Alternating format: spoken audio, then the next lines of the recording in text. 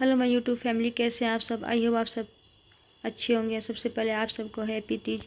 और यहाँ देखिए हमारी शाम की पूजा मैं कर ली थी, क्योंकि ये ड्यूटी से आए थे तो मैं सोची जल्दी से नहा धो करके मैं पूजा कर लेती हूँ।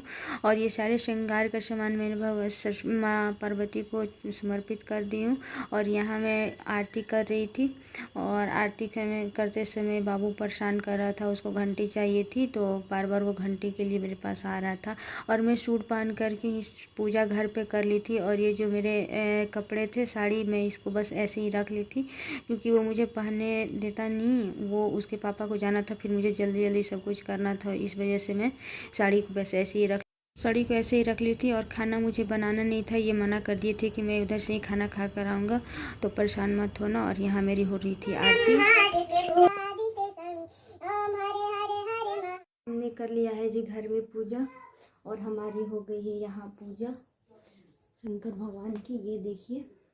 और अभी मैं सूट पहन कर पूजा कर ली हूँ, और जो मुझे साड़ी पहनना था वो मैं मंदिर में जाऊँगी तो पहन कर जाऊँगी, क्योंकि अभी इनको जाना है ड्यूटी, और बेबी परेशान करेगा तो मैं कुछ कर नहीं पाऊँगी। इस वजह से मैं नया सूट वगैरह सब कुछ पहन ली थी। ओके, मुझे साड़ी पहनने आता नहीं, लेकिन मैं ट्राई की थी साड़ी पहनने के लिए। ऐसा रहा मेरा आज का लुक। आप लोग को कैसा लगा बताइएगा। और मैं आ गई थी मंदिर, और यहाँ मैं पूजा कर ली थी, तो मैं थोड़ा सा शूट कर ली। और सभी लोग पूजा कर रहे थे। एक बार कथा हो चुकी थी और दूसरी बार कथा की तैयारी चल रही थी, तो मैं सेकंड टाइम कथा सुनने के लिए वहाँ बैठती। और यहाँ पंडित जी पूजा कर रहे थे, और हम लोग यहाँ कथा सुनने के लिए से परिव्याप्त है। उस पर्वत पर अनेक प्रकार के पक्षी, मृग, देवगण, गंधर्व, सिद्ध, चारण और भुवन प्रमुदित मन से विचरण करते हैं, एवं गंधर्व गण निरंतर गान किया करते हैं। उस पर्वत की चोटी स्फटिक, स्वर्ण, मणि और मूंगों से सुशोभित है। वह पर्वत आकाश के समान ऊंचा है। उसकी चोटियां सदैव बर्फ से ढकी रहती हैं, तथा गंगा का निरंतर निनाद होते रहता है। हे पार्वती, तुमने अपने बाल अवस्था में जिस प्रकार की कठोर तपस्या की थी, मैं उसका वर्णन करता हूँ। हे देवी, तुमने 12 वर्षों तक आंधी अर्थात नीचे मुंह और ऊपर की ओर पैर डालकर धूम्रपान के द्वारा बिताया था। तुमने माघ के महीने में कंठ तक जल में निवास कर। और यहाँ कथा ख़त्म होने के बाद जी बट रहा था सुहाग, सबको नाक से सिंदूर लगाया जा रहा था, और कांच की चूड़ियाँ सुहाग में दी जा रही थी। कथा ख़त्म होने के बाद सबको ऐसे ही दिया जा रहा था। और ये फर्स्ट टाइम यहाँ हो रहा था, मैं यहाँ कभी की नहीं थी, तो मुझे पता नहीं था ऐसे ही सुहाग देते हैं यहाँ।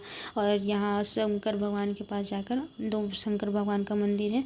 और उसके बाद हम लोग यहाँ जी इसको मैं लेकर के आज तो अकेले परेशान हो गई थी, क्योंकि ये थे नहीं, ड्यूटी से आए भी बहुत काफ़ी लेट थे, तो मैं इसको अकेले ही लेकर के आई थी। और यहाँ सभी लोग फ़ोटो शूट करा रहे थे और सुहाग ले रहे थे। और यहाँ मैं भी यहाँ सुहाग ले चुकी थी। कथा को अपने पति के साथ श्रवण करने से नारियों को महान फल की उपलब्धि होती है। हे देवी, इस विधि से जो स्त्रियां इस व्रत को करती हैं, उन्हें 7 जन्मों तक राजसुख तथा सौभाग्य प्राप्त होता है। अनुष्ठान की समाप्ति पर नारियों को चाहिए कि वे सोने, चांदी, तांबे अथवा इन सभी के अभाव में बांस की डलिया में वस्त्र, फल, पकवान आदि रखकर दक्षिणा को 7 ब्राह्मण को दान दें। अंत में दूसरे दिन व्रत का पालन करें। जो नारियां इस विधि से व्रत का अनुष्ठान करती हैं, वो तुम्हारे समान अनुकूल पति को प्राप्त कर इस लोक में सभी सुखों का उपभोग करती हुई अंत में सायुज मुक्ति प्राप्त करती है। इस कथा के श्रवण कर लेने से ही स्त्रियां हजारों अश्वमेध यज्ञ एवं सैकड़ों वाजपेयी यज्ञ के करने का फल प्राप्त करती हैं। हे देवी, मैंने तुमसे इस सर्वोत्तम व्रत का कथन किया, जिसके करने से करोड़ों यज्ञ का। आप लोग का कैसा रहा तीज, आप लोग बताइएगा हमें कमेंट्स करके। और हमारा वीडियो अच्छा लगे तो लाइक शेयर सब्सक्राइब कीजिएगा। तब तक के लिए फिर से एक बार हैप्पी तीज। मिलते हैं पारण करने के बाद। Okay family, bye bye.